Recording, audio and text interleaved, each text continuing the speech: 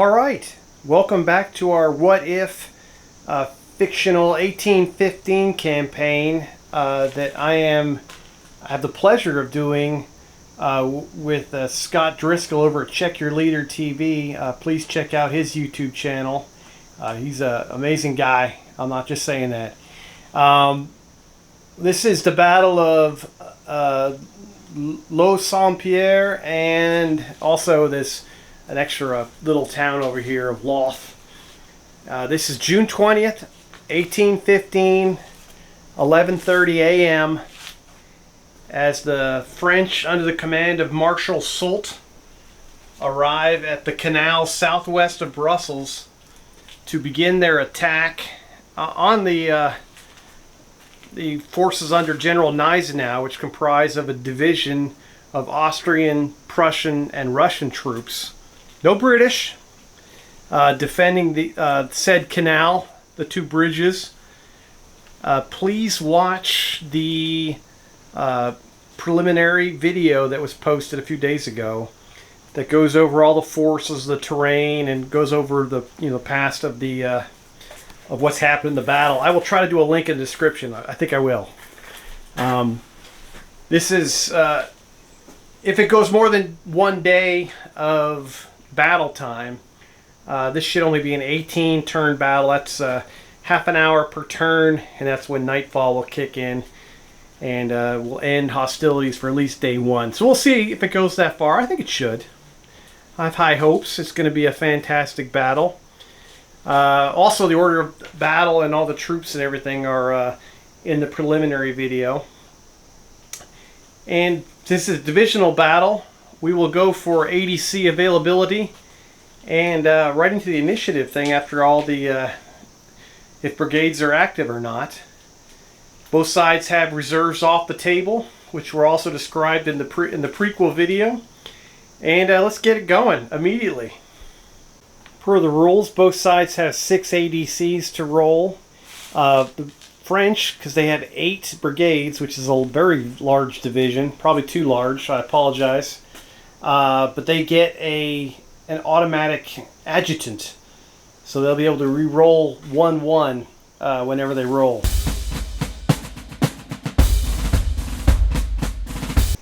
The French end up with 4 ADCs, didn't get to use their adjutant that time, while Gneisenau ends up with 3, which he'll probably just pump into artillery assault and a reroll, I'm assuming. But we'll debate about it for a moment. Field Marshal Gneisenau will counter that with a 4th Brigade at the redoubt, also doing artillery assault with a reroll for all 3 ADCs for the Austro-Prussian Russian forces. Alright, since the French are attacking, I'll lay out the template of dice and we'll go for them first. Alright, got the template laid out for the French forces. See who's active and who is hesitant.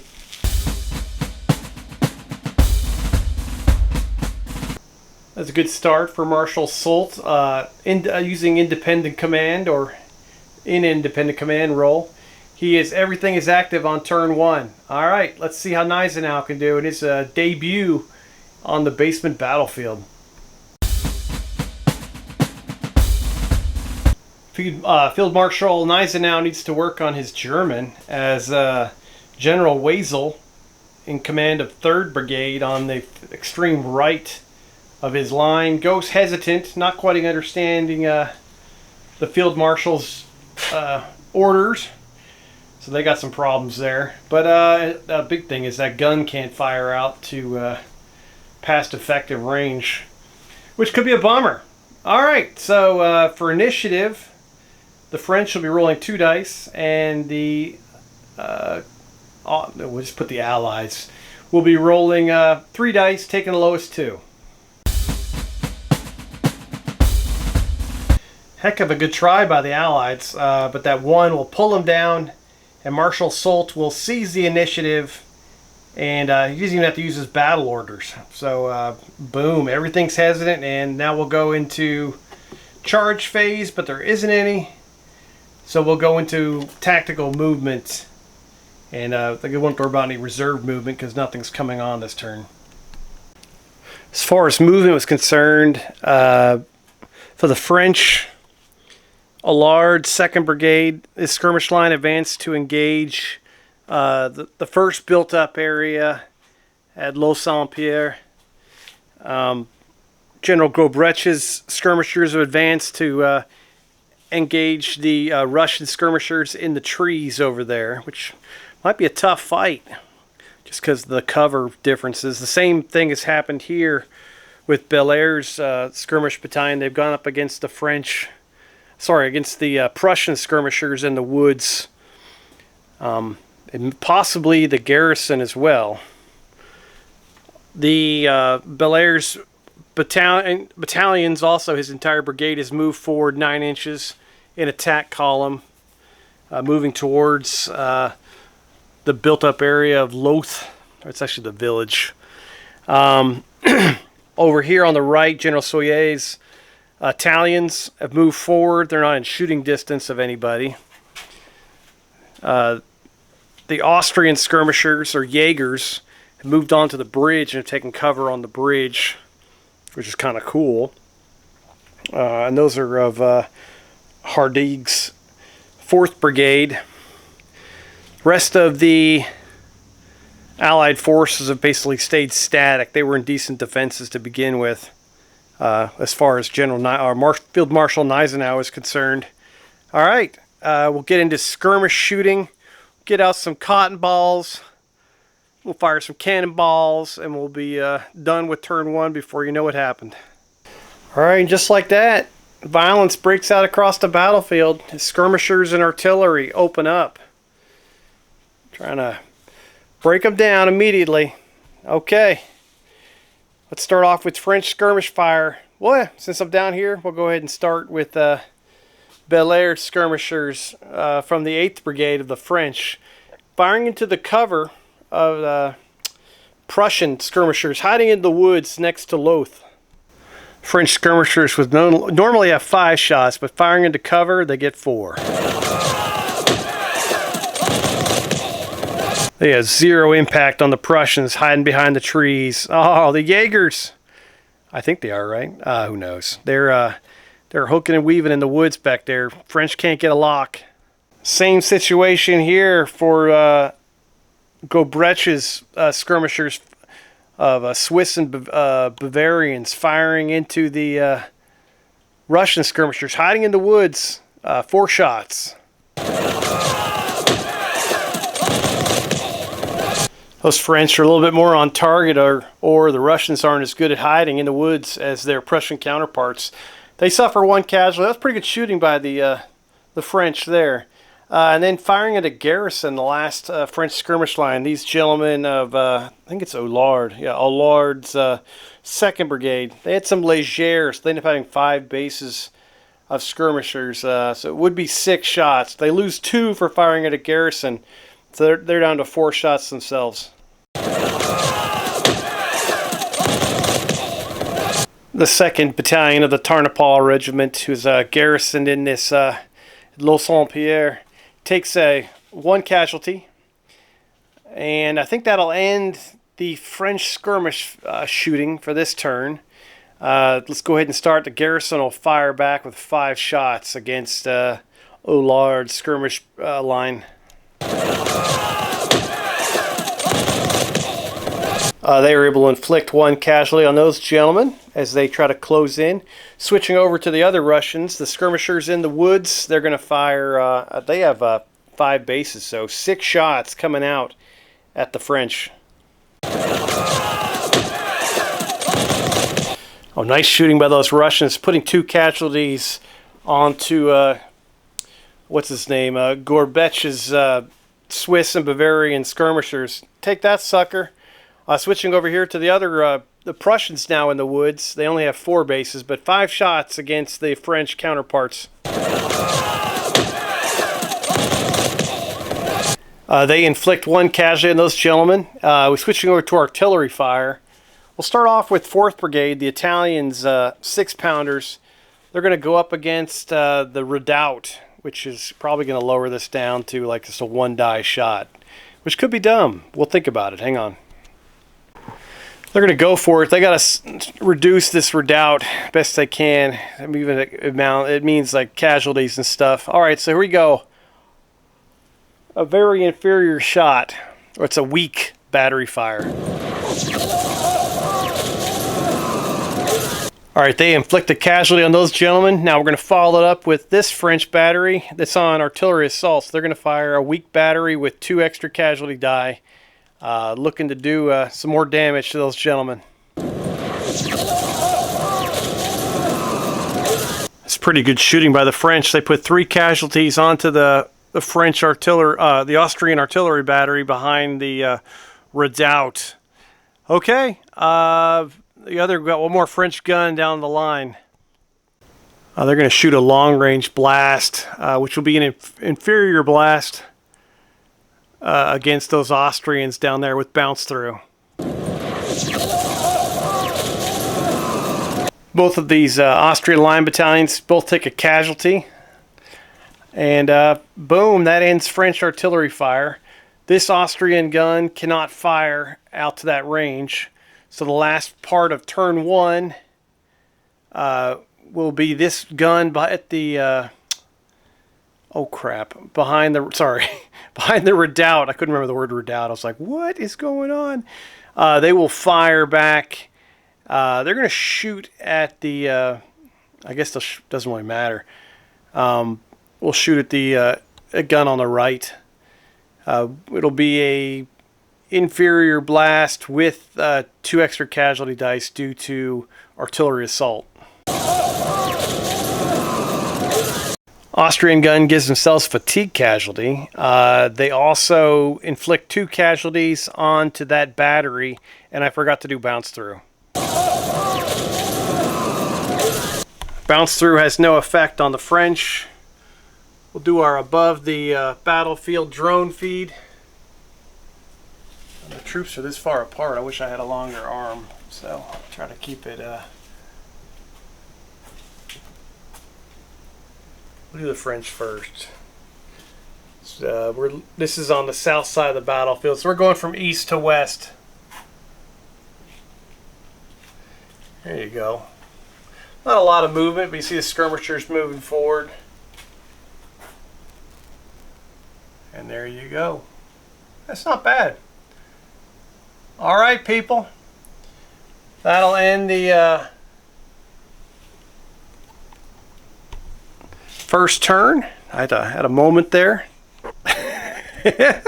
And we will be back for turn 2.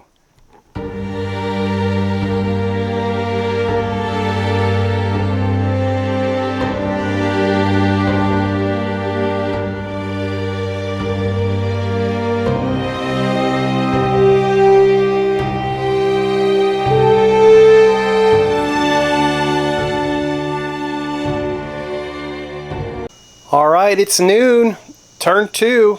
It's time to roll ADCs again. Let's see what's available.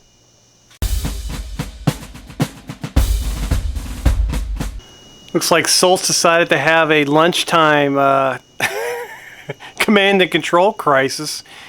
He only has 2 ADCs this turn. The guys never came back. They just went on break.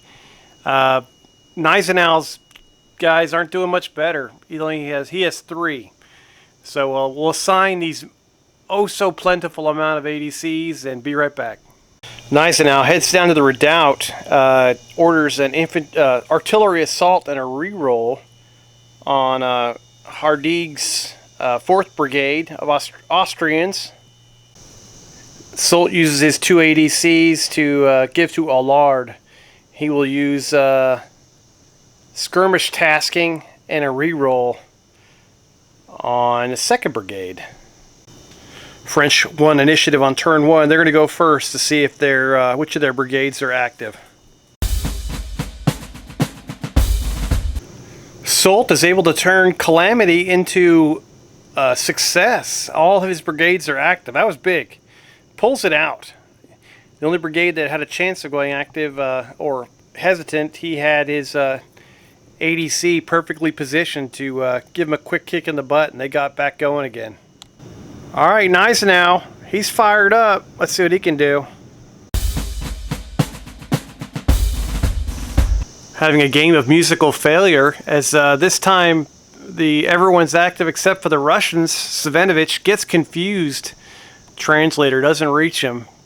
Doesn't know how to speak German. All right, here we go, baby. The Allies will be rolling 3d6, taking the lowest 2. The French will be rolling just 2. Sult's going to break out his t-shirt. It says, Napoleon who? Oh, man. He gets a double 6 on initiative, which gets him a 3rd C&C command. That's like that's the holy grail of GDA. Good job, buddy. That's going to win initiative, of course. Gneisenau is only able to get a 7, which isn't too bad. But he loses, and the French will be going first. No charges to declare for either side, so we'll go right into movement. After the movement phase, Gneisenau stayed kind of static. Allard has done nothing. It's a Golbrecht, sorry. He's moved forward with his boys 9 inches in the attack column, making sure it doesn't mask the artillery. And then over here, Belair has continued his advance towards the built-up area of Leeuw. He's going to take the village, baby. Also, the Italians move forward 6 inches in line. Nothing big, just starting the advance. All right, everything else has stayed in reserve, and that's the end of movement phase. So we will go into skirmish firing. French will be up first. All right, we'll start over here on the west side. Allard's skirmishers. He has 5 skirmish bases. They're firing into a built-up area, so they lose, I think, 2. But they have the skirmish tasking, so they go back up to 6. All right, 6 shots. The garrison of the Tarnopol regiment take 2 more casualties. They're up to 3. There was a double 6 in there, so they'll take a discipline check as well, needing a 7. All right, they fail that and go unformed inside of the garrison. Not looking good. All right, we've got 4 skirmish bases from Gobrecht's regiment. They're going to fire into the woods at the Russian skirmishers. Losing a shot for that, so 4 shots. They inflict a 2nd casualty on those gentlemen. All right, they're up to 2. Sorry, I said that earlier. That was obvious. Sliding down to the eastern side of the battlefield, we've got another 4 skirmish bases firing into the trees, this time against Prussians, so it'll be 4 shots. Belair's recruits still struggling a bit. Prussians, no damage at all. And I think that's it. Nothing else is in range. We'll switch over to the Allied skirmishers. There's 4 skirmishers in there of Prussians firing back at Belair's boys with 5 shots. French get lucky there. No casualties. Now we get 5 bases of Russians shooting 6 shots at the French from Gobrecht's brigade. They do 1 more casualty, removing a skirmish base from the French. Going over to the garrison of Russians. They're unformed. Normally have 5 shots. They go down to 4, shooting at the Allard skirmish line. They inflict a 2nd casualty on those gentlemen. All right, that's the end of skirmish firing. Going into artillery fire. French guns from 2nd Brigade. Going to fire again, long-range shot against those Austrians down there with bounce through. French guns cause another 2 casualties to 1st Battalion of the 32nd Regiment, and the bounce through does another casualty on the 2nd Battalion, so they're up to 3 and 2. We got to do a discipline check on the 1st Battalion, needing a 7. Maybe a large gets them a bonus. Let me check. Size does not matter for discipline checks. The Austrians, though, passed that discipline check. They're doing just fine. All right. All right, both of these French guns are going to fire it's actually a weak battery fire against the redoubt. Just trying to look to do a casualty or 2 if they can. No bounce through. Holy cow, I'm rolling double sixes like a boss. Alright, that causes them to go to 5 casualties. They could no longer shoot artillery assault, but they're going to go ahead. You can spend a caisson whenever.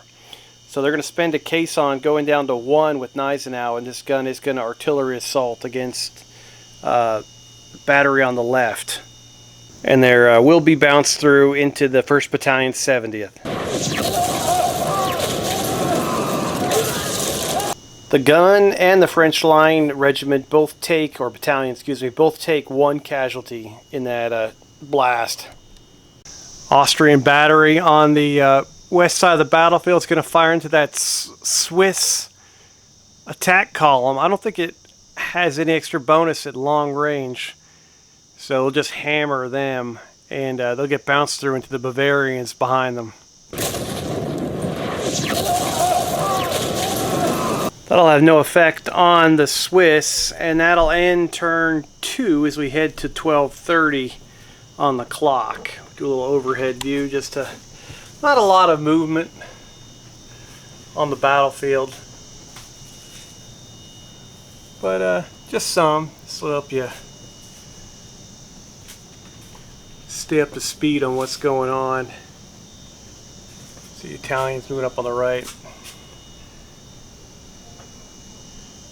Alright, 2 turns down, turn 3. Here we come.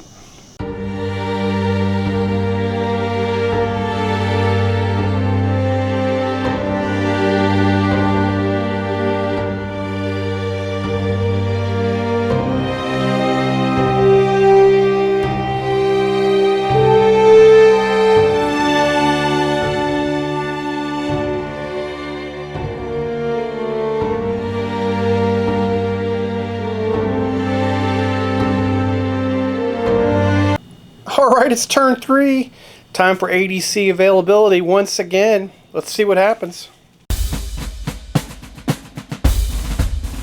Much better for both divisional commanders. They both end up with 5 ADCs each. Alright, let's do some distribution. Alright, Gneisenau going hard over here on the west side, over by Leeuw-Saint-Pierre. Svinovich gets skirmish tasking for his boys in the woods, or he could use his garrison. Haven't decided yet. Skirmish tasking and a reroll for the Russians. And then over here on Wesel with 3rd Brigade, he gets an artillery assault and a reroll. Going to try to hammer the Swiss some more as they come on in towards Leeuw-Saint-Pierre's front forward area.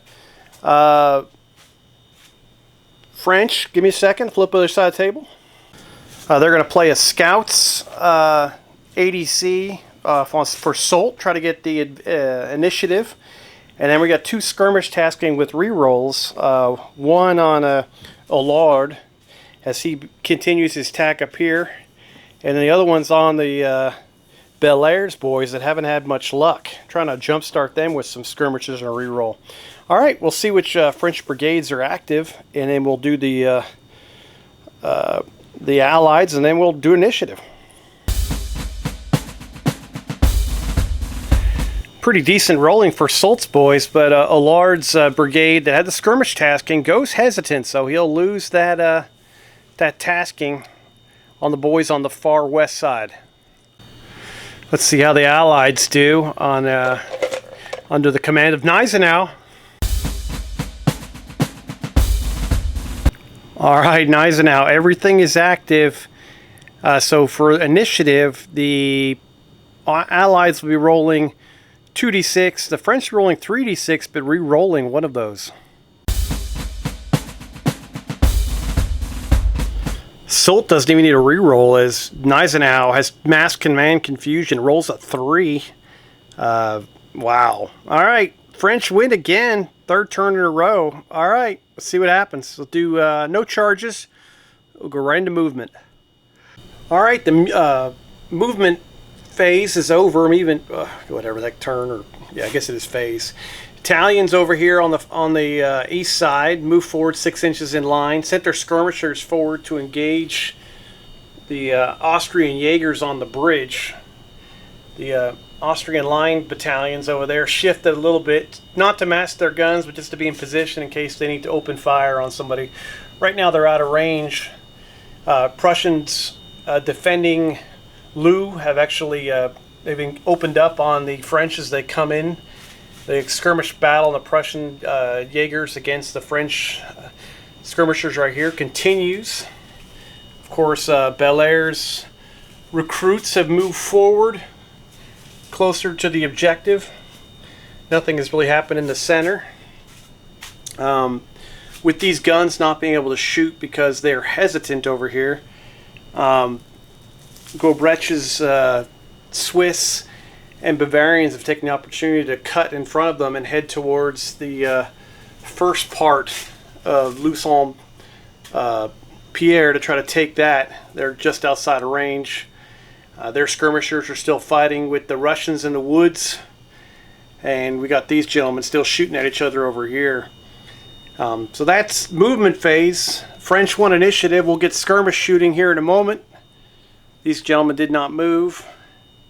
And boom. Alright, let's start skirmish shooting. Turn 3. We'll start off over here. Oh, and these guys reformed. Forgot about that too.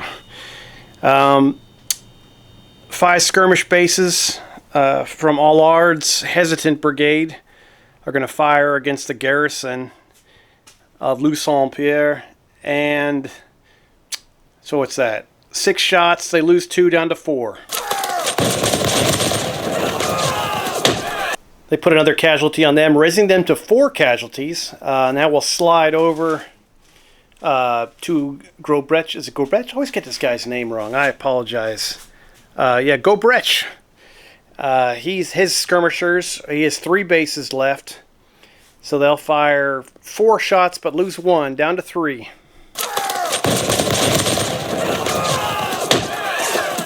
Didn't really matter what that last dice was because they did get 1 casualty with those 2 hits. So we'll put the first casualty on those Russian skirmishers in the woods.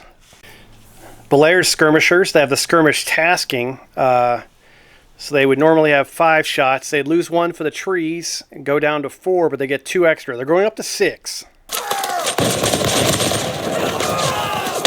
Belair's guys continue to struggle, but they do get 1 casualty onto the Prussians, sorry. And for the final French and Italian, and I guess Bavarian and Swiss, let's call them French, just don't have to say it every time, it'd be a tongue twister. We have 4 bases of skirmishers over here, but the Austrian Jaegers, first time taking fire, are in cover on the bridge. So they only get 4 shots at them. They do inflict 1 casualty on those gentlemen. Alright, first shooting for the Austrian Jaegers. 4 bases, 5 shots at the Italians. They inflict a casualty on the Italians. The Prussian garrison of Leeuw is going to fire at the 2nd Battalion 26 coming out of an attack column. 5 shots. They suffer their first casualty. Now the Prussian Jaegers in the woods, they have 4 bases, 5 shots against the French Léger. They inflict a second casualty to them, sliding over to the Russians in the woods. They have 5 bases of skirmishers, so 6 shots against these gentlemen, who they're beaten in the skirmish battle. They inflict another casualty onto those skirmishers. They already had 2 on 1 base, so they lose another base. They're down to 2. They've effectively been wiped out. That's not good. All right, and now we get the garrison of Leeuw Pierre firing at these gentlemen with 5 shots. Those gentlemen take 2 casualties. They lose a skirmish base and take 1 additional casualty. Oh, rough stuff. Okay, that ends the skirmish shooting. What we've got next is artillery fire. And we come over here, and these 2 guns will continue to fire at the what's it call it? The redoubt. Try to take out those guns. One shot each, no bounce through. Those guns were in fuego. They finally cooled off. Get a fatigue casualty on the 4th Brigade's artillery battery, up to 2, and nothing hits the guns in the redoubt, which have been kind of like a paper mache. They've stopped nothing. It's just been getting pounded. All right, it's time for Austrian artillery fire. The redoubt's guns are going to fire. They're going to actually, let me look at the ranges here. I believe they have to do counter battery, since nothing's in effective range they can shoot at. So they're going to do counter battery against that same gun that hit them before. It's long range, so they go down a negative there, and they have 5 casualties. I don't think they're worn until 6. So just an inferior battery fire with bounce through. I keep forgetting to move, like sidestep Charlotte's brigades. They keep getting bounced through here. Alright, they're up to 2 casualties on 1st Battalion 70th. Nothing hits these guns here. The other Austrian gun is going to fire at these Swiss right here, and then get bounced through into these, kind of the way it comes in. I almost forgot those guys are on artillery assault. So inferior barrage, 2 extra casualty dice, and a bounce through dice. Alright, both Swiss battalions suffer a casualty each. I guess that makes sense, said both of them. And that'll end turn 3 as we head on to 1 o'clock. And kind of get the quick overhead view of the battlefield. See attacks going in against built-up areas very slowly, kind of being deliberate here. Nothing too insane. Letting the skirmishers do some work. Kind of soften them up, letting artillery soften them up the way you're supposed to do it. And yeah, all right, that ends that turn, and we will see you in turn 4 at 1 o'clock. All right, cool.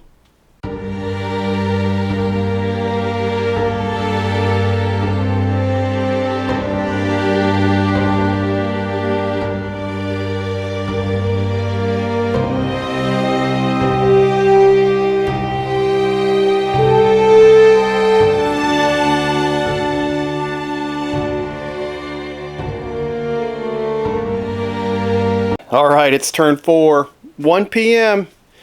The attack is just really getting going. Time for ADCs. Alright, so we're going to repeat the last turn. Alright, right now both sides are at 5 ADCs. Thanks to the divisional adjutant, Solt gets to re-roll that 1-1. Alright, Solt once again firing on all cylinders. They have 6 ADCs for the French and 5 for Gneisenau and the boys. Alright, Solt's going all infantry assault against the villages. He's coming in with Belaire's brigade. They've got infantry assault, glory, and a reroll. And the same thing with Gobretsch. He's sending in the Swiss against the outside of Leeuw Saint-Pierre. Well, at least the first built-up area with the exact same orders. Gneisenau countering with similar things, doing on von Steinmetz is going to get a glory and a reroll, try to pump up his defense of that front village. And then over here, we're going with the massive attack with von Jagau. He's going to do skirmishers, glory, and a reroll with the Prussians defending Leeuw. Alright, or Luth. Alright, baby. Put some German on that. Let's see who's active. Solt is the man. He knows that he's bragging to his ADCs behind him. It's like, yo, check this out. Everything is active. The attacks are going everything. He can't... Shh. Who needs Bethier? He's insane. Alright, here we go, baby.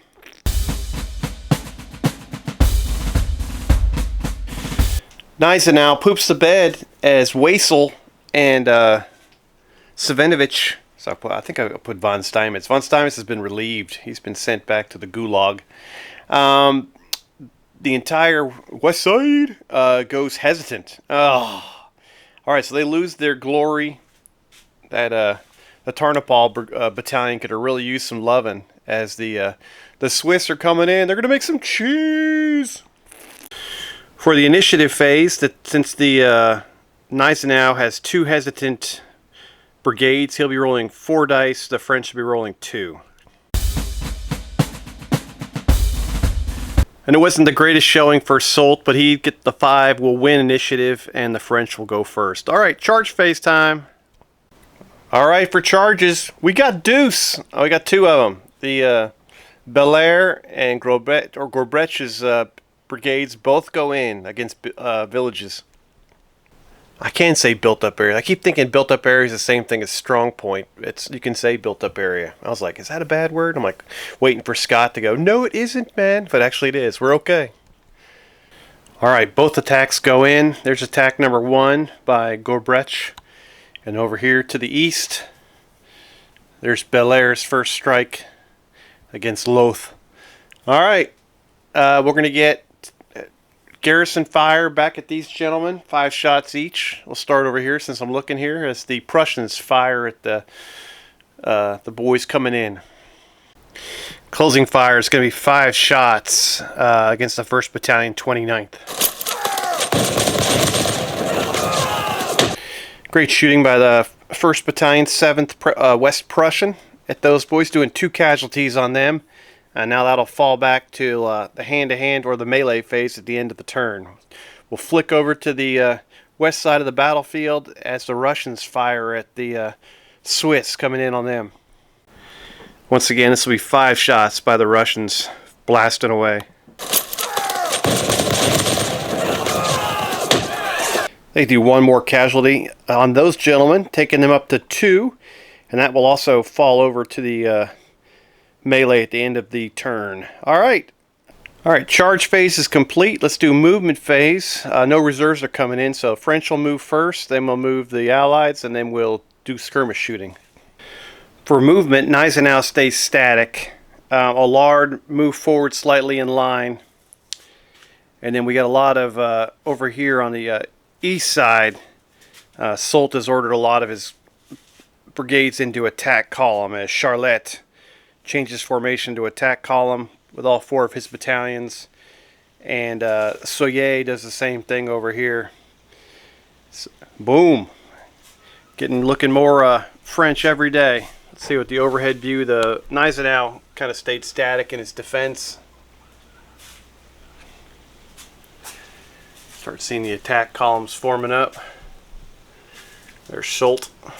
This is awesome over here. Alright, they're kind of making room for reinforcements to come on, also providing a line of retreat or support if units have to fall back that isn't off the edge of the battlefield. They're just making room for the army. Alright, let's get on to skirmish shooting. Alright, French won initiative. Allard's skirmishers can't fire into the ongoing melee at the built-up area at Leeuw Saint-Pierre. But there is some firing here from the Swiss and Bavarian skirmishers into... Actually, you know what? They moved. They're down to 2 units. They're going to fall back behind their... get reabsorbed. So they screened the charge, but the Russian skirmishers were able to fire at least the Bavarians out of the woods. Over here, it's a little bit different story. Belair's skirmishers are going to fire into the trees, losing 1 shot, going down to 4. They do a second casualty to the Prussians hiding into the woods just to the west of Loth. Over here now we'll get the Italian skirmishers firing 4 shots. They'll lose 1 to the because of the cover. The Austrian Jaegers are in on the bridge trying to put more hurt on them. Those Jaegers suffer a second casualty. Pretty close to the ultimate firefight over here. Holy cow. Alright, that ends the French skirmish shooting. We'll go right back to the Austrian Jaegers. They're going to have 5 shots at the Italians. They're actually going to have 7 shots because Von Jago's got the skirmish tasking. These guys are going to be super powered. Try to blow away the Italians with 7 shots. The The Jaegers aren't covering themselves in glory. Not the best shooting. I don't know if they're upset the way I paint them. Probably. They're like, these uniforms suck. They do a second casualty to the Italians. It's tied 2-2 over there in the skirmish battle. Coming over here, these Jaegers, or actually Russian skirmishers, I guess, I don't know what they're called. They're going to fire into the Bavarians, 1st Battalion, 4th. What do they got? 6 shots into their flank. The Bavarians a little freaked out from the shooting coming from their flank, but they take 1 casualty. They're still going in and leading the charge, or leading the supports with the Swiss. And they've already done the garrison fire, so that's the end of skirmish shooting. Go on to artillery. These guns are masked. And then over here on the eastern side of the battlefield, both of these guns are going to once again resume their fire against the redoubt. 1 weak shot each. That was a bit bittersweet for the French artillerymen, as 1st Brigade's 8-pounders suffer fatigue casualty, but they do the 6th casualty to the Austrian battery in the redoubt, making them worn. So that was that's huge. Probably going to force the Austrians to use their last caisson to take some casualties away from that. All right, now let me read those rules real quick because I've never done this before, and make sure I get them right, and we'll be right back with Austrian artillery fire. All right, so found out 2 things. One, I screwed up earlier. Caissons had to be used before any orders are placed or any commands are placed on the field. So I used a premature caisson over there to allow the Austrian battery to fire artillery assault. That just would have been blocked by the 4 casualties they took. And yes, a caisson can also be used on a worn battery to remove 2 casualties and get them back down to 4. So those guys are going to be worn right now. They can't do anything about it. At least Gneisenau can't with his caissons. And we'll probably get a super weak shot because they're going to get 1 minus and 1 for long range too. So they're going to go down to a inferior or just a weak artillery battery fire. They're going to shoot against the 4th Brigades just with 1 die. They take the guns from 4th Brigade up to 3 casualties with that hit. All right, that ends the artillery phase. And now we'll go on to hand-to-hand. We're right here. We might as well start first with Belaire's recruits going in against the Prussians, who are a line battalion. All right, this might be awesome. All right, the French are going in. They do have glory, so they'd go up to 6, but they're attacking a village. They go back down to 5. The Prussians start with 5. They get glory from their commander. I got to move von Jago into the village. So they go up to 6. They're also line against a higher grade troops. So then they go up to 7. So it's going to be, I think, 7 against 5 here. Should be some maximum casualties. Remember, if it goes to a second round, the Prussians have a reinforcement battalion behind them in the woods, and also the French have got tons of boys that can come in too. So this could be really sweet. All right, this might be awesome. All right, the French are going in. They do have glory, so they'd go up to 6, but they're attacking a village. They go back down to 5. The Prussians start with 5. They get glory from their commander. I got to move von Jago into the village. So they go up to 6. They're also line against a higher grade troops. So then they go up to 7. So it's going to be, I think, 7 against 5 here. Should be some maximum casualties. Remember, if it goes to a second round, the Prussians have a reinforcement battalion behind them in the woods, and also the French have got tons of boys that can come in too. So this could be really sweet. Oh, we got von Jago against Belaire crossing swords along with these 2 battalions. Let's roll some dice. Oh, this is going to be awesome. All right, so it's going to be a fight-on result. Both sides, there's no way they're backing down. So both will bring in reinforcements. The French will look to their battalion to their left, and meanwhile the unit behind the village will move into the village. Everyone's going to be, I think, at least these two units are unformed. I'd assume the other unit coming in from behind is maybe everything's unformed because they're coming into a village. When you come into a village or a built-up area, you immediately become unformed. And since the fighting is inside, I think everything's going to be unformed. Correct me if I'm wrong there, but they're growing over the walls. They're getting involved because this fighting no longer on the second round is not considered outside against the walls. It's actually inside. So this should be an insane amount of dice, and the casualties are going to pile up like you wouldn't believe. Oh, this is awesome. All right, the 2nd Battalion of the 7th Regiment of the 2nd West Prussian coming in to reinforce. They're working their way through the walls. The 1st Battalion has 3 casualties for the Prussians. Everything's going to be unformed. These guys are up to 6 now. They're going to be worn. And I believe these guys have none, but they're coming in unformed as well. Also, remember, glory is in effect, so these generals are at risk. Von Jago and Belair could get a sword through the head as they jump over the walls and get dirty. All right, here we go. This is going to be like a million dice. I'll get them up, and we'll see what I figure out at the end of all my calculations. All right, French are here between glory and being recruits, and these guys being worn. We get 9 dice for the French, and 12 dice for the Prussians.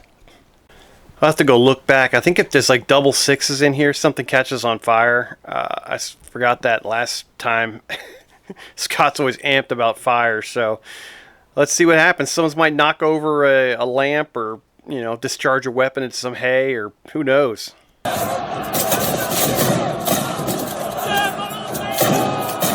Right now, the Prussians are absolutely dominating, 7-2, and I did see the rules where the reinforcing units do enter the combat formed, so we owe both sides 1 extra die.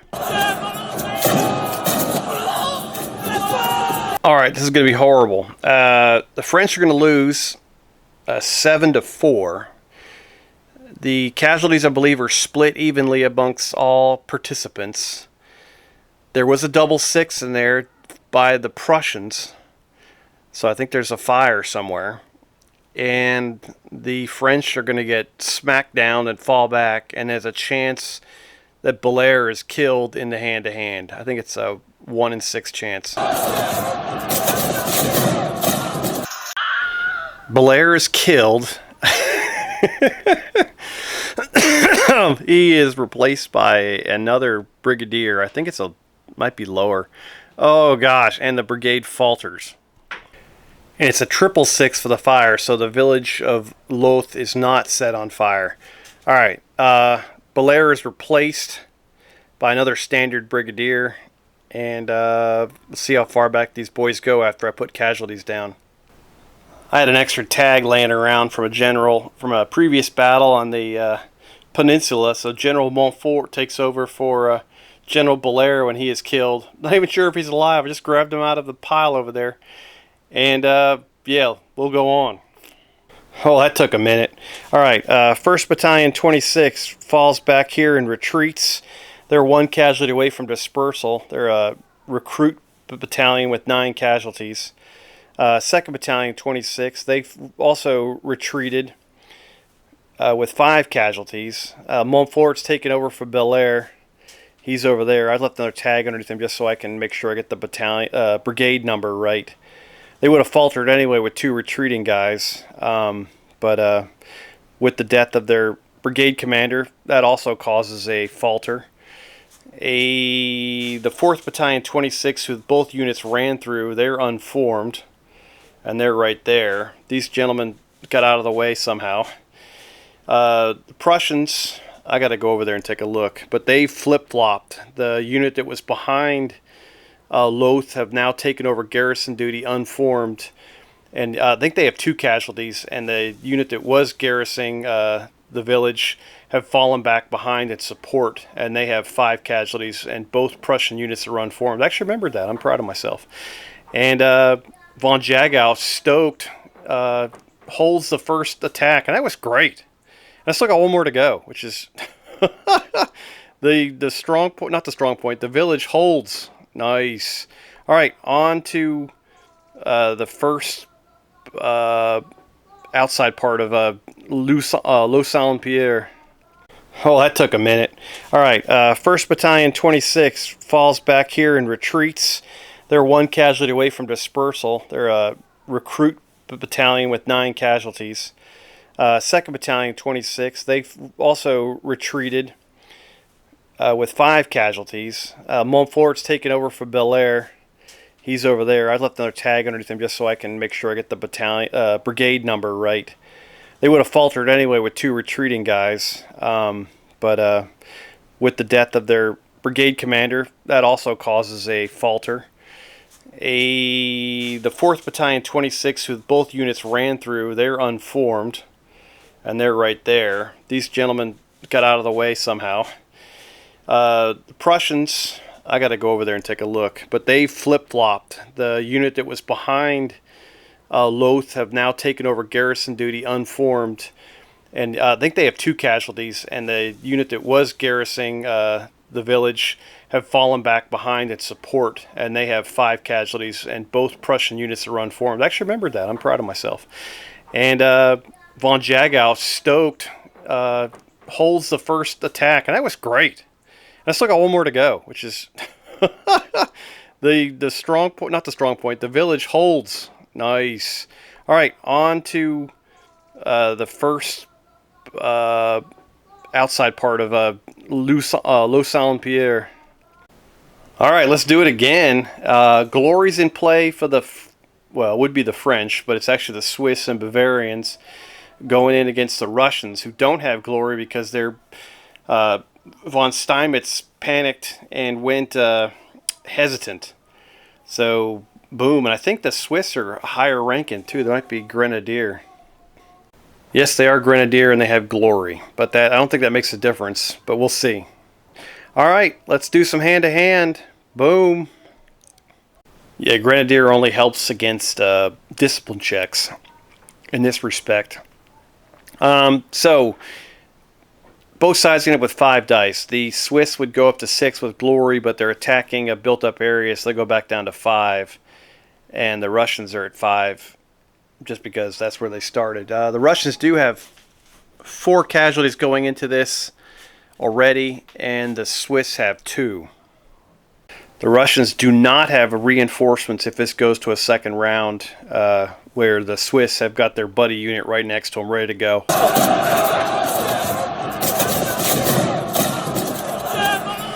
The Russians send them packing right away. They retreat. There is a risk if Gobretch is wounded in that battle, as he had glory going on.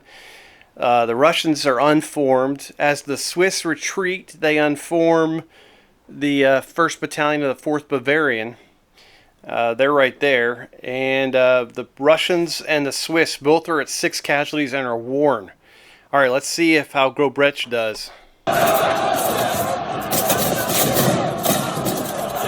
Oh, he almost gets his head taken off, but he's able to get out of there unscathed. All right, so the first attack at both built-up areas been repulsed by the defenders. Russians send the Swiss Grenadiers packing, and then over here, Belair's recruits are no longer under the command of Belair, as he is killed and nailed to the side of a building in here. Yuck! That's disgusting. And the Prussians sent the French first wave packing. The Belair's, well, now it's Montfort's brigade, is faltering, so Soult will have to deal with that in in turn 5 at 1:30 p.m. We'll do the overhead, and then we'll, oh, that was a great turn. That was awesome. Man, that was sweet. All right, I'm still pumped. All right, we'll be right back after all that. Holy cow. It's kind of cool when you think these villages are going to fall immediately, and they end up repulsing attacks, and you get a really just almost like Hougoumont defense of something. That's great. So Leeuw, Pierre, first built up, or first strong point, or built up area is a good enough term, I've decided. That holds out, and then the first assault on Leeuw is repulsed. That is, we got some cool things happening. Got some faltering battalions. We've got a general killed. It's getting brutal. We've got some units that are worn now, and we're only going into turn 5. All right, we'll see you at 1:30 p.m. Boom.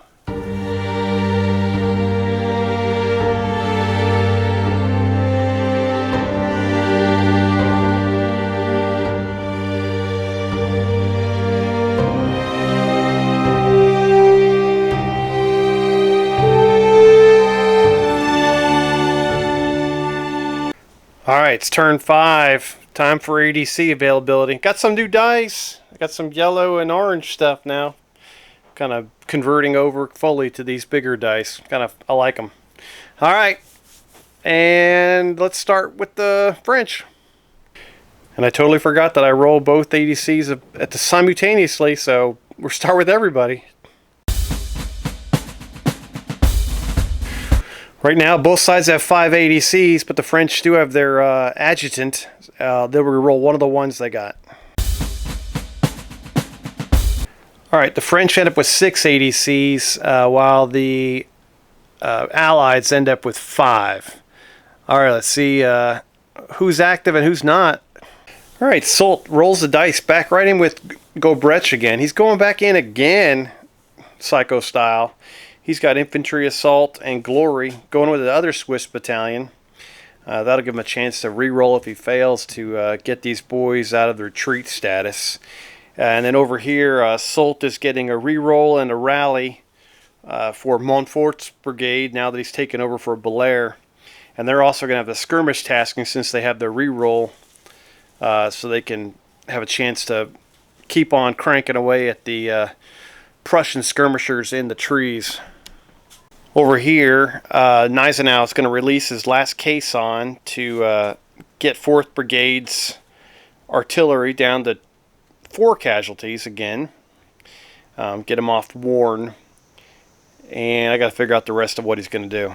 So Gneisenau uses his last caisson to get those guys down to 4 casualties, and then we'll fly over here. He's kind of sick of the west side of the battlefield not following commands. So you get a re-roll with Waisel's 3rd Brigade, and he's putting the works on to Savinovich with glory, a re-roll, and skirmishers tasking to try to keep pounded away and hold off against the Swiss and Bavarians that keep attacking at Leeuw Saint-Pierre. Sorry, I'm like, what is going on? I can't pronounce anything. And boom, let's see who's active now. Everything is active for Soult. So Montfort's brigade, now that he's taken command, will become hesitant, and he'll lose his retreat status off his 2 battalions back here, and so will Gobretch over there. All 3 of those battalions are now unformed until the movement phase. Okay. Let's see how Gneisenau and his boys do, how active his 4 brigades are. Gneisenau's stuff pays off as he has got every single brigade active this turn. It's looking good. A little bit of lunch. Now they're feeling a little better, especially after 2 victories, holding off the built-up areas. Okay, so for initiative, the Allies will be rolling 2 dice. The French will be rolling 3. And for the first turn in the battle, Gneisenau seizes initiative away from Soult, who's been untouchable. All right, boom, charges. The Allies have nothing. The French, they do, as they send in the Swiss with Bavarian supports in against Leeuw Saint-Pierre. I technically forgot to move him last time too. With it being glory, Savinovich is crossed over the river, and he's in there with the garrison helping defend the outskirts of Leeuw Saint-Pierre. Alright, we'll get closing fire from the garrison. They're still unformed from last turn because we haven't had the movement phase yet. So they're going to get 4 shots at the Swiss as they come in. They inflict a second casualty onto the Swiss, and that basically ends charge phase. We go on into movement phase now, and a lot of these unformed units are going to reform now, except for the ones in hand-to-hand. That's too bad for the Russians. After the movement phase, the Austrians under Herr Dig have actually done some things. They've moved up to the river. Also, Van Jagow moved up his Prussians to also move closer to the bridge. Van Jagow's garrison has reformed as they prepare for the next assault. And speaking of which, here it comes. The Italians are moving forward into position to begin their attack against Leeuw. Over here, big movement as the French start shifting under the Claret or something like that. He starts shifting to the left.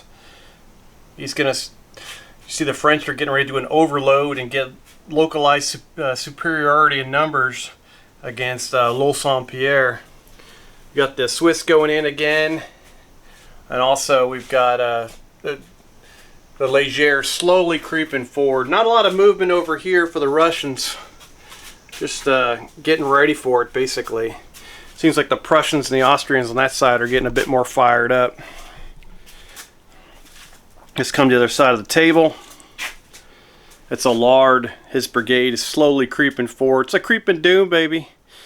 His cannons are also moving up to just waiting to get unmasked and then to begin blasting away. And over here, this is, a Charlotte. Excuse me, not Claret. Charlotte is there. And then Montfort is going to work on reforming everything up again here. Everyone's lost their unforms that could, except for the Russians that were already attacked in Leeuw. And boom. They're getting ready. Okay. I think that's, I'm just making sure I'm not screwing up. Sorry, I had a moment there. I was like, last turn I almost, well, I actually made a couple mistakes, but thankfully, through the miracle of editing, I covered it up. I think I got so excited I went into the skirmisher phase and forgot to do, or actually the charge phase and forgot to do initiative, so, but I went back and fixed it all, hopefully. And, yeah, that's it. So let's go on into skirmish shooting this time. Okay, once again, the Russian skirmishers, 5 bases, 6 shots into the Bavarians, just sitting there taking it like a boss. They inflict a second casualty on those Bavarians. Too bad. So, actually, you know what? They might have had the skirmish tasking. They're going to get 2 more shots, and I just got to go back and look to see if I get double 6s anywhere. No discipline check, but they are able to complete another half casualty. So they're up to, they get 2 on that volley from the skirmishers, and they're up to 3 now. As we slide to the right, we've got the Prussians in the woods shooting at Montfort's skirmishers. They got a base with 2, so they could knock a base off here, which would be big. They are able to remove a skirmish base from those boys from Montfort's skirmish line. They're down to 3 bases now. And for the final Allied skirmish shot, we've got the Jaegers on the bridge firing at the Italian skirmishers with 5 shots. And they're able to take out one of the Italian skirmish bases. All right, Italians got 3 bases, shooting back at the Jaegers in cover. Be 3 shots from those gentlemen now. They have no effect at the Jaegers in cover on the bridge. All right, now we've got a skirmish tasking here from Montfort's skirmish line. 3 bases, losing 1 because of the cover, but gaining 2 at the skirmish tasking, so 5 shots. They're able to inflict 2 casualty onto those Prussians in the woods. They lose a skirmish base and take 1 extra casualty. That's some pretty good shooting by them. And I don't think there's any other French skirmish fire. Yeah, that's it. These guys can't shoot into a hand-to-hand that's going on. All right, going on to artillery fire. Prussian guns from way over there. They're going to fire at these Bavarians. Let's see what they can do to them. No effect as they fire into those guys. Just trying to help out the Russians. Just can't quite do it. All right. Austrian guns in the redoubt. Back down to 4 casualties, shooting a, what is it, an inferior battery fire against the gun on the left of the French. See if they can put some casualties on them.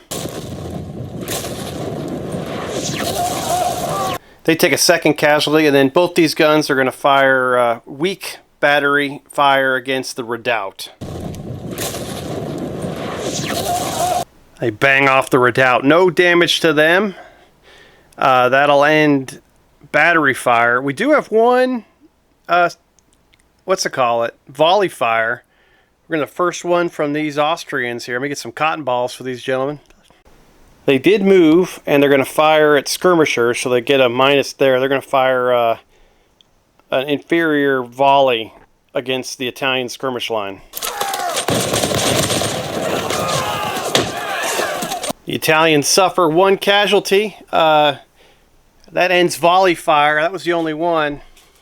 All right, and now we just kind of go across the battlefield, and it gets into stupid time again as we've got a double glory going on with a worn and unformed Russian Tarnopol battalion versus a Grenadier Swiss battalion with 2 casualties that also has Glorians going in with Gobrecht. The garrison will be throwing 4 dice because they're unformed and they're worn. They do have glory though, which kind of helped a little bit. And then the Swiss coming in rolling 5 dice. They lost 1 for attacking a built-up area on the first turn.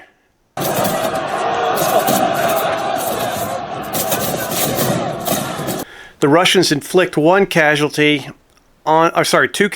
onto the Swiss. The Swiss inflict 3 onto the Russians.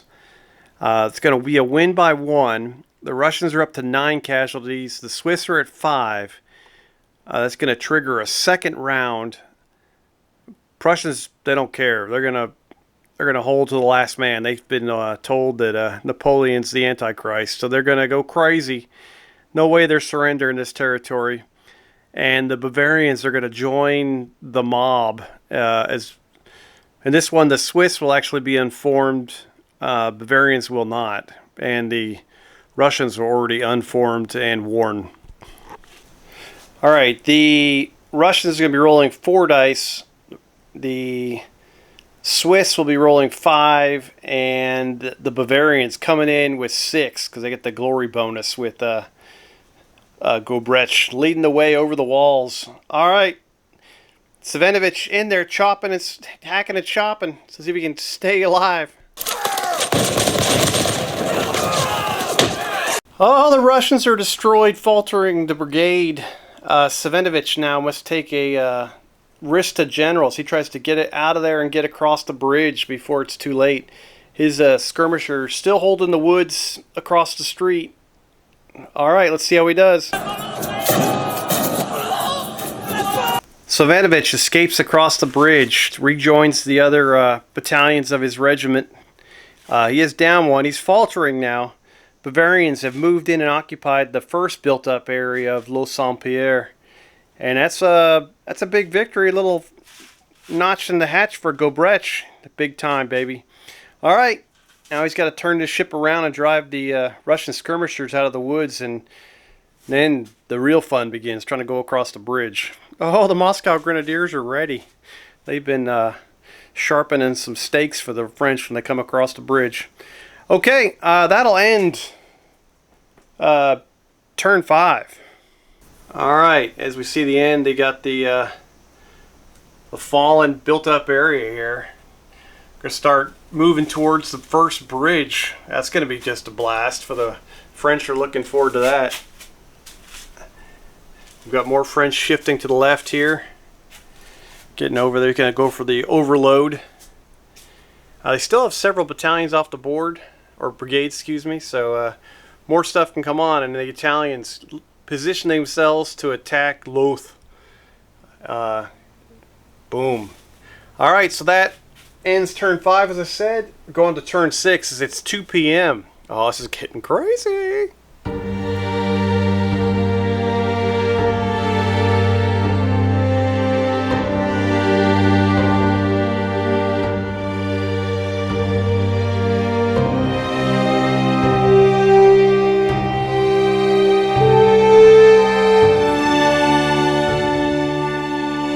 Alright, turn 6, 2 p.m. Time for ADC availability for both sides. Oh yeah, just getting crazy, I love it. Gneisenau ends up with 5. Right now, Soult has 4, but he does have his adjutant. That's what that does. Alright, both sides have 5 ADCs. Let's do some placing. Soult's going in all in with Soye. With forwards, glory, infantry assault, the whole shebang, all 5 ADCs. Gneisenau is doing the rally and an ADC on Savinovich to try to get him out of falter and give him the best chance, and then doing an artillery assault and a reroll up there with the Austrians on the west side of the battlefield, trying to keep the pressure on to make sure no one comes across the bridge. Start with the Austrians and see how active all their brigades are. An absolute disaster for Gneisenau. Herdig goes hesitant. The Prussians are good. Van Django keeps it together. He's it.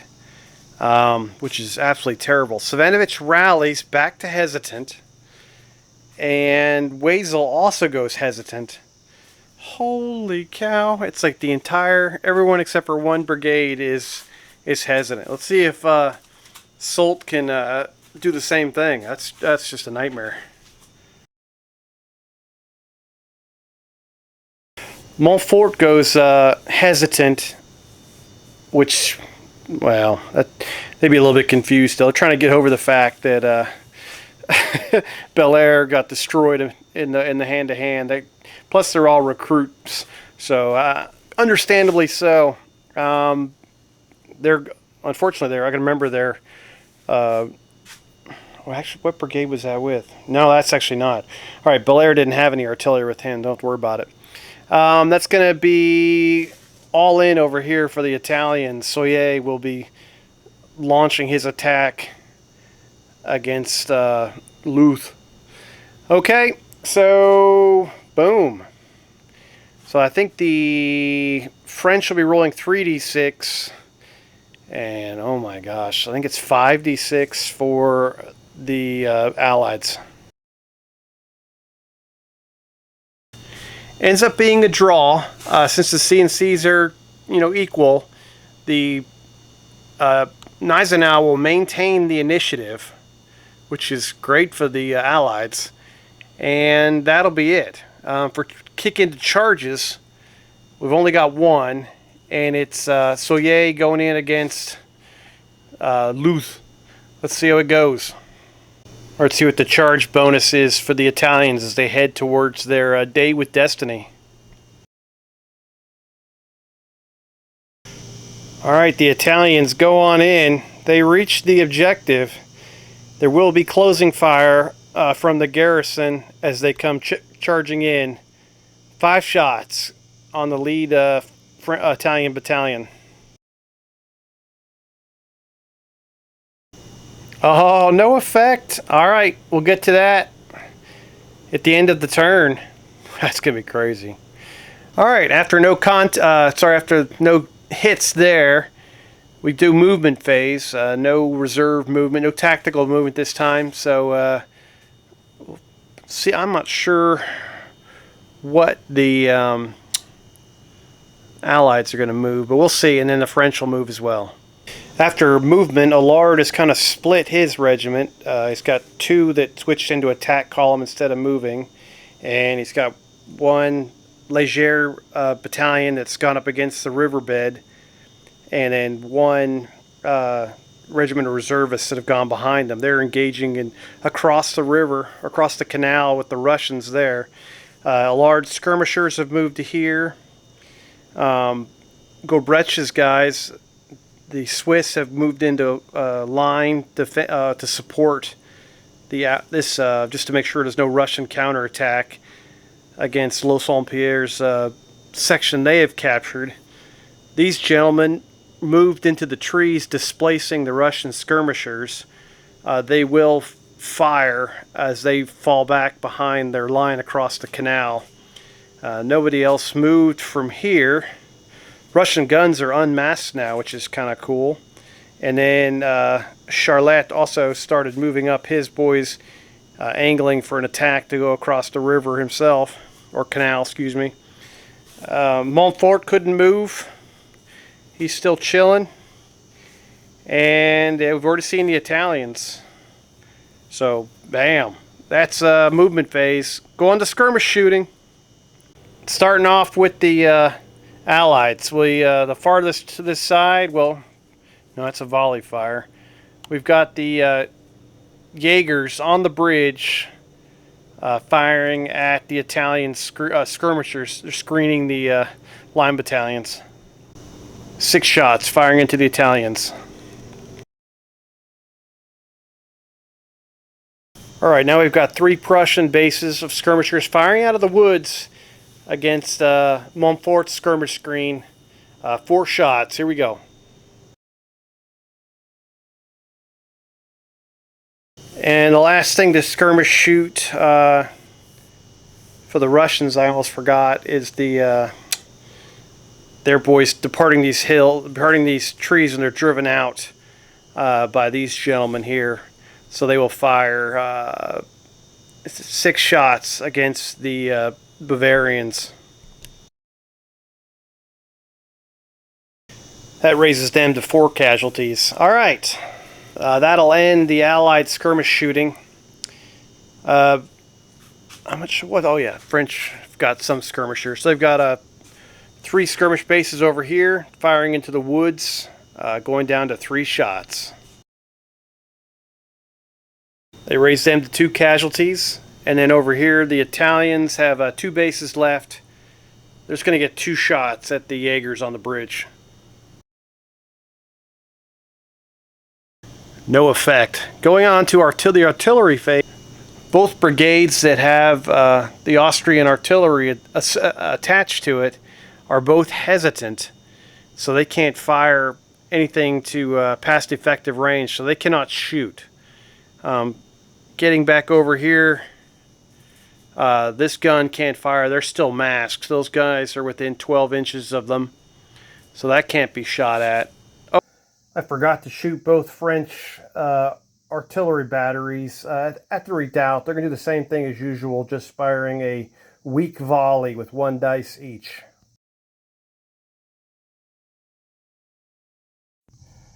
They both nailed that Austrian artillery behind the redoubt, doing 2 casualties, raising them back up to 6. They are worn again, and Gneisenau is out of caissons for the moment.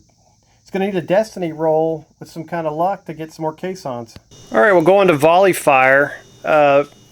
These Russians, they did sidestep a little bit just to get a better angle. They will fire a pretty decent volley at the Leger as they move into their position across the canal. They do 1 casualty to the 2nd Battalion, 27th Leger. Alright, the only other volley fire are these Austrians all the way down here at the other end. They are a large battalion. You only get the extra combat dice if they didn't move. They, I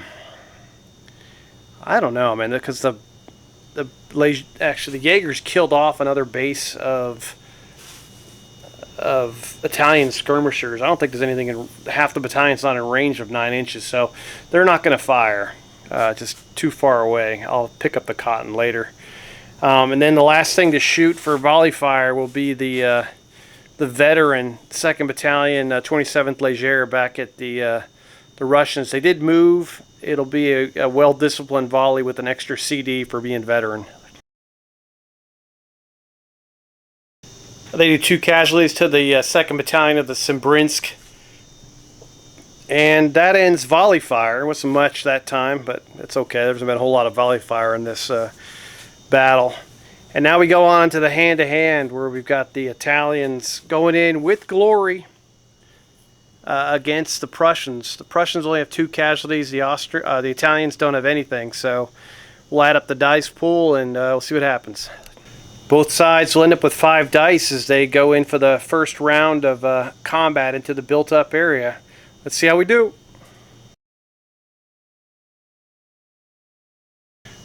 Oh, the Prussians are in trouble. They've got they get pushed out. They're retreating now. They have 6 casualties. The Italians move in unformed into Leeuw and capture the village. They have 2 casualties. Soye goes in with them. Oh, wow. And that's a big time victory. It doesn't count as a initiative bonus yet because they have to take the redoubt over there for that. But holy cow, that was quick. Okay, the Italians did 4 casualties and the Russians did 2 back to them. So, and that'll end turn 6. We go on to turn 7 at 2:30 p.m. with built-up areas getting taken by the French and the Italians. It was actually the Swiss, to tell you the truth. But holy, who's keeping track? They got these gentlemen heading towards Leeuw Pierre. Okay, it's getting a bit cuckoo. Got to start. It's coming up on time on bridge assault. The Prussians are in trouble. They are kind of in this little. They're pinned behind the village. They're up against the canal. They've got 2 battalions back there, and they've got their infantry. Their skirmishers in the woods. Could be a bit desperate there for them to fight their way out. All right, we'll see you in the next turn, though.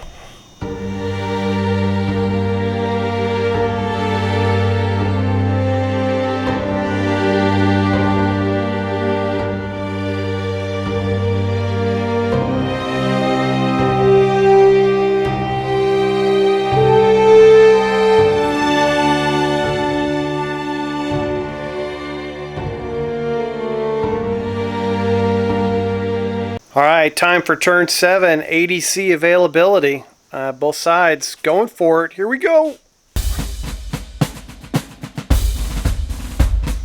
Both sides are at 4. But once again, Solt gets to use his adjutant. Reroll that 1. Alright, Solt's going to reroll his chief of staff. Or sorry, he's going to use his chief of staff, not reroll it. He'll get to reroll 1 ADC and gain 2 more. So let's see what happens with that. So the end of all that, Solt has 8 ADCs and Gneisenau has 4. What a beast. Alright, Gneisenau is going to do skirmishers tasking on Sevenovich without a reroll, and then a artillery assault and a reroll on Waisel's brigade. Get his guns going big time. The French are going with forwards taskings. The Charlotte has got a forwards tasking and a reroll back over there. He'll probably head for the bridge. And Soye, going to start it up again. He's got a forwards tasking, an infantry assault, and a reroll. So, whoa, he's going over the bridge. Let's see what happens. Allies rolling first because they won the initiative last turn. The only thing to go hesitant for the Allies is Hardig over here on the east side. Here come the Italians. And the rest of the French. Let's see what they can do. Montfort and his recruits go hesitant again. Everything else is active for the French. Oh boy. Alright, charge time. The Italians, I think they're it. Let's see what their charge bonus is. Alright, before we get to that, let's roll initiative real quick. Both sides rolling 3d6. Alright, Soul wins initiative. Let's see where the Italians go. Alright, the Italians come storming across the bridge, slamming into the Prussians, defending the other end. Italians are lined up. That'll be their charge. And also, these gentlemen will charge into the built-up area against the other, the remaining Italians in there. So we're going to get 2 charges, but this one will go immediately to melee, but we're going to get some shooting first from both sides. We'll start with the Prussians firing at the closing Italians with a really good volley, plus with an extra CD for being charged by an attack column. Alright, 2nd Battalion, 4th, takes 2 casualties. They rush across the bridge, headlong into the Prussian defenders. Alright, let's see the charge phase. Both sides are going to have a support. Both sides are line. I think that's about it.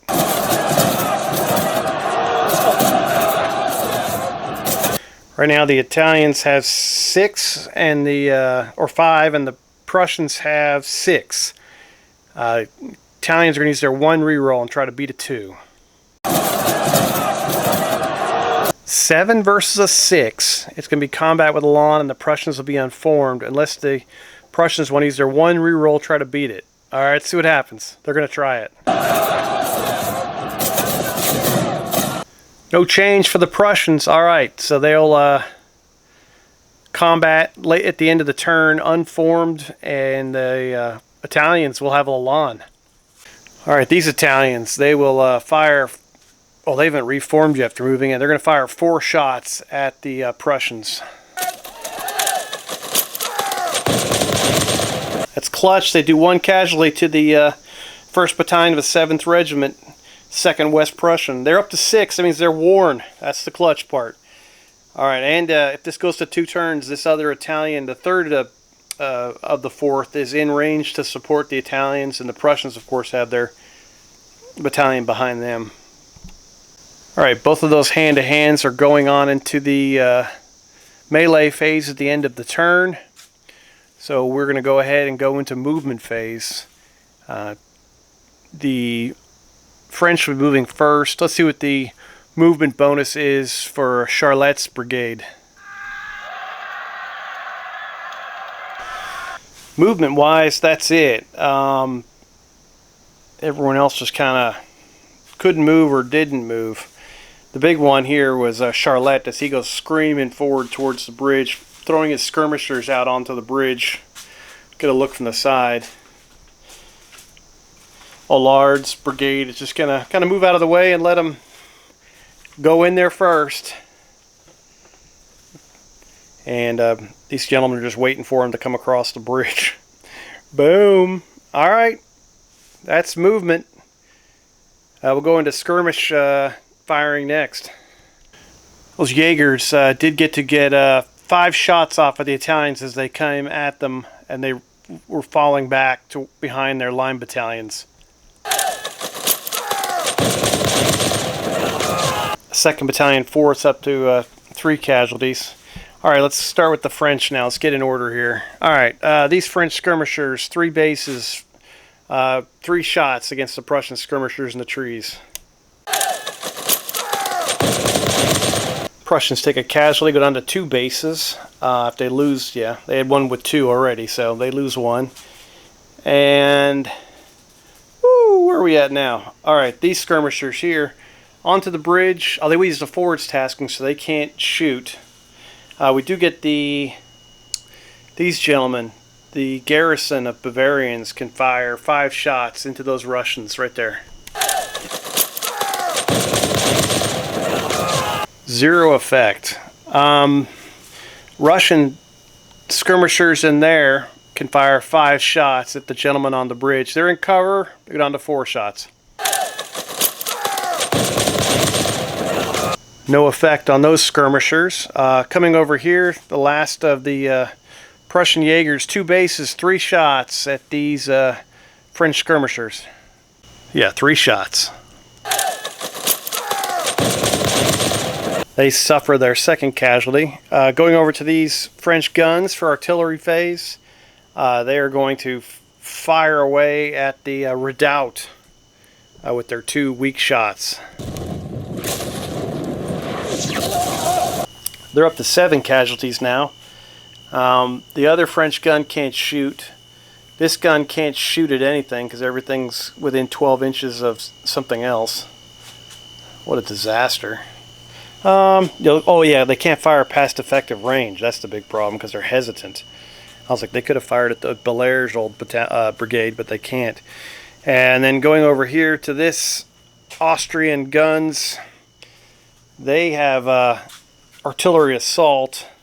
They're going to fire at that leading French unit coming down the road. It'll be inferior blast with 2 extra casualty dice and bounce through. Phenomenal shot by those Austrian guns. 3 casualties onto the 1st Battalion 70th. We're going to get a discipline check on them, plus a destiny roll. Bounce through hits these gentlemen. They take 1 casualty. Oh yeah. Alright, discipline check first. These guys are going to need a 7 to keep it together. Alright, the French passed that. Now here comes the destiny roll. They could use a caisson. They could use a lot of good stuff. Alright, the closest unit to them, oh, that could be anybody. Takes 2 CDs damage. We'll go ahead and 1, 2, 3. We'll see which one it is. It's a 2nd Battalion 70th. They take 2 CDs damage. That phenomenal artillery blast causes 6 casualties. 3 here, 2 here, and 1 here. At long range over a bridge. That's some pretty awesome fire there. The lords of the battlefield living up to their names. All right, that ends artillery fire. We're going on to hand. The Italians were first, so the Italians versus the Prussians. The Italians have a lawn, and the Prussians are unformed. Italians will be rolling 6 dice. Prussians rolling 4s. Come on, baby. Let's see who can win this. Alright, the Italians caused 3 casualties on the Prussians. The Prussians caused 2 on the Italians. The Italians are going to win. They're going to take the ground. The Prussians are going to retreat. And they're going to unform the other, their 2nd Battalion as they move through them. And the Italians will take the ground. Alright, and that's how that hand-to-hand, or that melee ends. The other battalions back here retreated. They took refuge behind the Austrian landwehr. Now we've got a hand-to-hand here with a unit that is worn, going up against an Italian unit that isn't worn. But I guess they both, no, because they both can't unform, can they? But they are unformed. So let's see how it goes. The Prussians are formed, at least until later on. See how it goes, baby. That was very confusing. Prussians will have 3 dice, and the Italians will have 4 because they are unformed. This is where this is where it's going to get brutal here. The Prussians lost. They did 2 to the Italians. The Italians did 3 to them. Prussians are now at 9 casualties. The Italians are at 4. Both sides are going to commit more troops to the battle. So we'll get, these guys are unformed. They're still continuing the combat. These guys were never able to unform because they were part of the, or maybe they could have in the movement phase because they weren't part of the hand-to-hand yet. So they're unformed. If I'm wrong about that, let me know, because they really didn't get to be part of the hand-to-hand until they just got committed right now. Maybe that's a bit of gamesmanship, I'm not sure. But we'll say they're reformed, but they have 6 casualties. They'll be going in, and also the 3rd Battalion 4th, who has no casualties, will be going in too. And they're formed. The first Prussian unit will have 3 because of their casualties and being unformed. Second Prussian unit will have 4 because they're formed, but they are worn.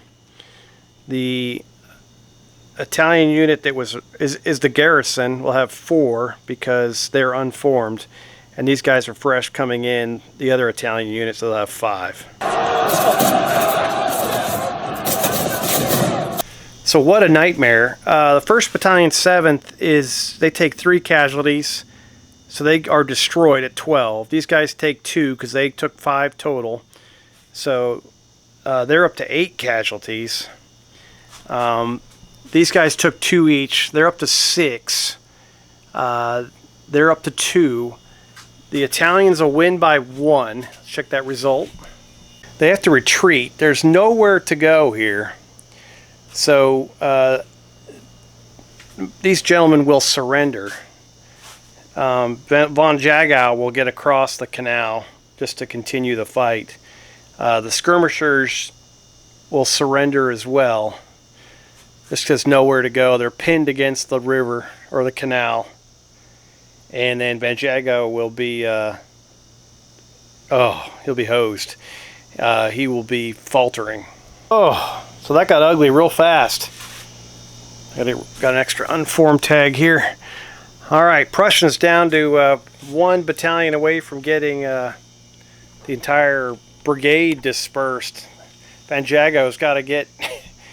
he's going to end up like his predecessor, sent off to East Prussia to do something bad. You know, dig Polish pig poop or something like that. That's where von Steinmetz is. Not doing too well. Okay, so that'll end turn 7. Going on to turn 8. Gotta say the R word pretty soon. And that's reinforcements. Especially for the for Gneisenau. Not looking too good. French are heading for this bridge. The Italians across the other one.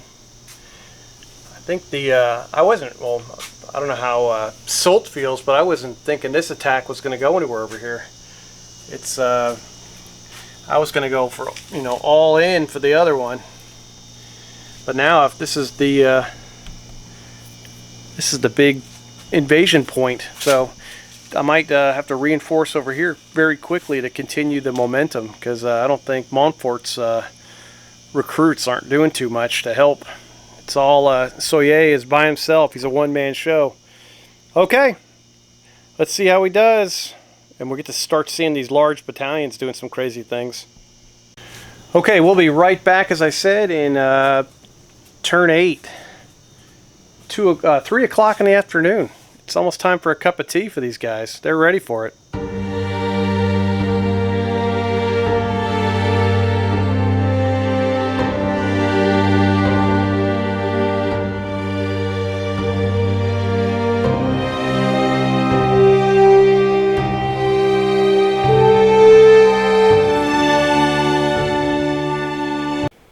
Alright, welcome to turn 8. It is 3 p.m. This turn will be the end of part 1 of this battle. It's getting a bit nutso, but I'm loving it. And we're going to go right into ADCs for both sides. Here we go. Both sides end up with 3 ADCs. Soult has his adjutant. He's going to use that to reroll one of the ones he got. Alright, the French have 4, the Allies have 3. Field Marshal Gneisenau is going to play Chief of Staff. He's got to get stuff going here. Try to stop him at the bridgeheads, push him back. Alright, Chief of Staff's coming in. He's going to roll 3 ADCs and get 2 more. Alright, French are going to be sitting at 4 ADCs, and the Allies are going to be sitting at 8. Okay, that should make a difference. Alright, let's do this. Alright, for the French, just letting this attack develop. Nothing going on yet over here. Over here, Soult has got to bring... he was totally surprised this attack worked so well. He is giving an ADC reroll to Montfort because he's just been stationary for, feels like years. I think it's 2 turns in a row. And the lead unit for the Italians is unformed after that hand-to-hand. So they have a, just in case they get attacked by the Austrians, they got a glory and a reroll over there. And then for his last ADC, he's going to do a reserve tasking to bring in one of his reserve infantry battalions to reinforce this attack. Keep it going, and we'll see how many turns that takes for them to show up. Hardigue's going to get a glory and an infantry assault and a reroll for his Austrian battalion here to try to drive the Italians back. We've got what's it called? The anti-faltering one. The rally order and a reroll over on Van Jago, trying to get his boys together. Reserve tasking for Gneisenau to try to bring in the cavalry. Another artillery assault and a reroll over here to just keep fire on the bridge. Keep doing that good work on the French columns. Alright. Let's see who's active and who's taking a vacation. Actually, I might check the status on both reserves. Since it's not the CNC command, this is a standard ADC. See how many turns it takes for them to get here. Alright, couple changes to Gneisenau's command ADC allocation. These gentlemen of Hardigue are going down just infantry assault with no reroll. And it appears that if you use the reserve ADC tasking, the unit will come in right away. They just have to see if they follow commands to do so. I think it's if you're playing a core order game and you use that reinforcement, that's when you get the turn thing. And then if you use the ADC allocation, the CNC allocation is a little bit different. So there's 3 different ways to bring troops onto the table. So this one, they don't have any other extra ADC to do a brigade attachment, but they're going to do reserve and a forwards order with their cavalry and try to bring them in 18 inches off the center line. They'll go that way. And Sult's going to bring in his reserves 18 inches off that line and come in this way to get it stuck in, just in case Montfort can't get stuck in. We'll roll the French first, and there will be an extra die to cover the reserve coming in.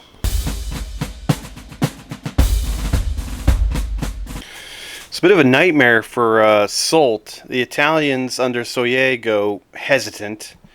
The Gobrecht's Swiss and Bavarian brigade, they go hesitant. And also the reserves coming in go hesitant, so the infantry aren't going to come to the battlefield this turn. So that's going to be 3. I guess it would be 3, but since only 2 round table, I don't know. Maybe that's 3 negatives to initiative. Oh boy. We'll go ahead and do a 3, and then we'll just be consistent with that. And please correct me if I'm wrong there. Alright, let's see if Gneisenau can do any better than Soult did. A home run for Gneisenau. Way to go, baby. His reserves will be coming in. Van Jago has rallied. He's hesitant now. This unit that was retreating is now marked as rallied. And yeah, that's good stuff. Everything's going off like it should. Plus the cavalry will be coming in with a forwards tasking, so they'll be on the front line pretty much immediately. Alright, initiative-wise, the Allies will be rolling 2d6, and the French will be rolling 5d6. Yuck. Gneisenau pulls it out. He's going to have the initiative. Alright. Charges. Yes, there will. Let me think. Yes, there will be. This was about a logistics nightmare in here. The Austrians and the Prussians were basically touching, and and the Italians were all kind of they were breaking the rule of the 3-inch rule, but just the fact that I was doing a bridge defense and I have a battalion shoved onto a bridge, it was just ugly. So I had to move around a little bit. I kind of defined it. I used the movement phase for the Austrians to change into attack column, and then the infantry assault 3-inch bonus, they only needed that to get in contact since they already were. I I could put them in line, but I think it'd be even more nightmarish. They'd probably charge in attack column, so that might be wrong, but just because the way everything was lined up, that's the way I did it. So, yeah, we'll see how it goes. Alright, so the Italians are unformed. The Austrians are large and charging in. There's no glory, there's no nothing. And, boom, I think that's the only charge for this turn. As the Austrians charge in, the Italians will fire a single die or weak volley against them. I mean, sorry, the Austrians charge in. There you go. As far as I can tell, there's nothing for large battalions for bonus-wise, so both sides are rolling 2d6. Oh, actually, the Italians are unformed, so they're going to be rolling 3d6. Taking the lower two, both sides have one extra roll from a support.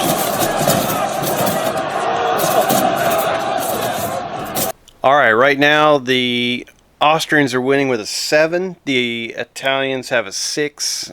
The Italians are going to use their one and only support to try to beat that 3. Oh, their supporting battalion stumbles across the bridge, crashing into the lead battalion, making it even worse. So we end up with a win by 3 for the Austrians. See what that does. The lead unit will withdraw, taking 1 CD. These guys will be informed by them stumbling across the bridge, but they'll hold their ground on the edge of the bridge. And I got to see what the winner does. But let's roll that 1 CD damage for the Italians, and we'll move them back. And that's my fault. I'm so used to the French and Italians attacking. That was actually the Austrians attacking. So that's winner takes the ground. Defender retreats with 4 CDs. So I got 3 more to roll for them. And supports withdraw with 1 CD. Oh boy. Alright, let's rearrange stuff. Alright, to the extra casualties for the Italians real quick after that change of events. Well, that was a straight up emotional roller coaster for Soult. He was over the bridge and had a foothold, and now he's thought he just lost by a little bit, then he lost by a whole lot. Alright, so this lead Italian unit has 9 casualties and is retreating. Their supporting battalion has 1 casualty and they're unformed. They've been pushed off the bridge. The Austrians are on the foothold of the bridge, and that ends the charge phase. This is the first attempt for the forces under Soult to cross the canal have been repulsed by the Allied forces. Alright, that ends the charge phase. We move on to movement. We'll have on table, and then we'll have off table reserves coming in for the Austrians. Alright, for on table movement, Charlotte has moved his battalion up the road towards the bridge. It's just turned into a log jam up there. This artillery piece is shifting to the left, feeling it can never get fired, so it'll try to fire from this angle. Once it gets there, probably in a turn or two. Zoom in the wrong direction. Montfort's new brigade, well, the new commander, he's moved his boys up. They're here, and here. Intermingling with the Italians, heading towards the bridge. Also put his 3 skirmish bases forward to try to deflect the Austrian Jaegers that have moved back onto the bridge. No big movement over here. But over on this side, the Austrians have gone into attack column over there, and so have the Russians. They've left line. They're no longer engaging with the superior Leeuw across the canal. That's just a losing fight, so they gave up on that right away, and the priority was to defend the bridge anyway. So, and their skirmishers have moved forward, and the Austrian skirmishers have moved forward to reinforce behind the Russian skirmishers. Alright, so now we'll do reserve tasking, movement. We'll do the roll to see how far the Austrian and Prussian cavalry comes in. Governor, sound the advance! Charge! Alright, Austrian Dragoon Regiment number 12, along with the Königin Dragooner Regiment from Prussia, arrive under the command of General Krajova, 6th Brigade. Say all that stuff twice. No, thank you. All right, they arrive here. They come in pretty darn far, and that'll end the whole movement phase for the entire turn. All right, overhead camera view. See, the Austrians have repulsed the Italian incursion across the canal. Now we've got cavalry arriving for the Allies. Soult is lining up his boys for another go at the bridge, moving up Montfort's brigade. Italians are still holding Leeuw. Shooting down the canal. Start seeing how the defense of this next bridge is going to kick up. As the Russians move towards the bridgehead, the Austrians have turned into attack column and are moving that direction. Both sides are throwing their skirmishers out front. Moscow Grenadiers are still holding the second built-up area of Leeuw-Saint-Pierre, and the French are massing at on their side of the bridge to make a push. It's going to be ugly. Okay, here we go. We're going to shooting, skirmish shooting. All right, 5 bases of Russian skirmishers shooting at French. I'd say they get cover, but the Russians are actually out shooting right down the bridgehead, so it might even be less cover than normal. But it'll be 6 shots for the Russians. 2 casualties on those French skirmishers on the bridge. Now the Moscow Grenadiers are going to fire at them from Leeuw-Saint-Pierre. They will get cover from them, so only 4 shots coming from the garrison. And just like that, the French lose a skirmish base. They're down to 3. All right, well, on the other side of the battlefield, the Austrian Jaegers, who have moved back onto the bridge down here on the east side of the battlefield, they have 4 bases shooting 5 shots. They have to engage the skirmish line here out front. They get 1 double 6. It's the only casualties they get. Skirmish line of Montfort's already had 2 casualties on one of their bases. They go down to 2. Alright, French shooting back. They're going to get 3 shots at those Jaegers on the bridge. See how they do. No effect on those gentlemen. Now the garrison of Leeuw is going to shoot across at the Jaegers on the bridge. They will get cover from this shot. 4 shots from the Italian garrison. That does 1 casualty, removing a base of those Austrian Jaegers. Oh, getting brutal over there with the sniping. Yeah, getting brutal. It's been brutal over there. All right, now we have French skirmishers here shooting 4 shots at the Russians on the far end of the bridge. It will do 1 casualty to them, raising them 1 more casualty to 2, and now this the defenders of the outskirts of Leeuw-Saint-Pierre will reach out the windows and shoot those same gentlemen with 5 shots. They do an additional casualty, blowing away a skirmish base of Russians. That'll end skirmish shooting for turn 8. Go into artillery. Allied shooting first. Go over to 3rd Brigade, 6-pounders. On artillery assault, they're just going to fire down Death Alley at that lead French unit and get bounced through. This will be a long-range shot, so an inferior battery fire with 2 extra CDs and a bounce-through dice. Austrian artillery is absolutely murdering Charlotte's brigade. 1st Battalion 70 takes 3 more casualties. They're worn now with 6. By the time they get across the bridge, they're going to be minced. Oh, no bounce-through, no it goes through and anything else, but artillery single-handedly put 11 casualties onto this. No, more than that. Like 13 casualties onto this brigade. In about 2 turns. Okay, so that's the 1 Austrian gun. The gun in the redoubt is going to fire a long-range shot at might as well fire at these guys and hope for a 4th casualty, and then they can't do an artillery assault. Mission accomplished as these guys go up to 4 casualties. Now the French are going to fire back. The gun down to the west side cannot shoot because that's no targets. It's also in the middle of repositioning. So we get 2 weak battery fires into the redoubt against the Austrian guns there. Both guns put a casualty onto the Austrian artillery, who was at 9 casualties. They're 1 away from dispersal. They're probably going to prolong out of there. It's time to run, baby. The French have won that artillery duel. That'll end turn 8, and that'll end part 1 of this battle of Leeuw. That was a good turn for the Allies as they Gneisenau launches counterattacks. I thought it was looking ugly there with the Italians coming across the bridge, but they are repulsed by the Austrians. We're massing over here like it's going out of style. All right, well, I hope you guys have a fantastic rest of your weekend. Hope this is enjoyable. I will continue on with turn 9 in part 2. Which hopefully come to you shortly. Hopefully it's not going to be too bad of a work week.